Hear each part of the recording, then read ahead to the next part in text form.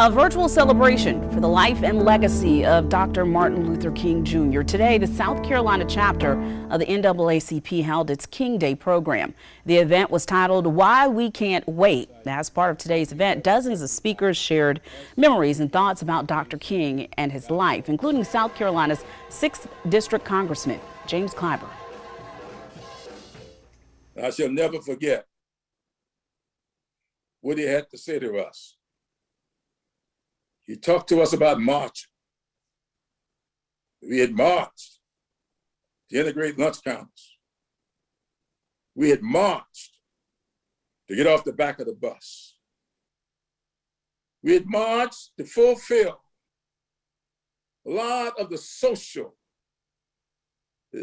inconsistencies and injustices that existed at the time. But King said to us then, it is time to march to the ballot boxes. Clyburn went on to say this is an important message he believes should be shared all year long. Today's keynote speaker was Leon Russell, the chairman of the NAACP National Board of Directors.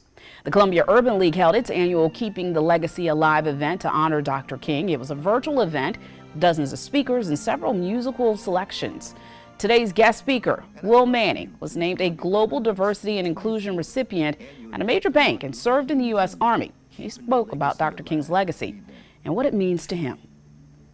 The part of that speech that consistently lingered with me was when he said, "I have a dream that my 4 little children will one day live in a nation where they will not be judged by the color of their skin, but by the content of their character." Those words resonated with me, teaching me that in America, if you worked hard, if you studied, if you lived a good and honest life, that you could achieve your dreams.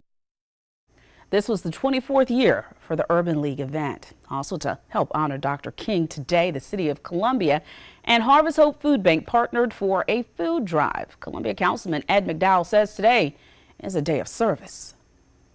For us not only to remember Martin Luther King Jr., but also to emphasize service to humanity.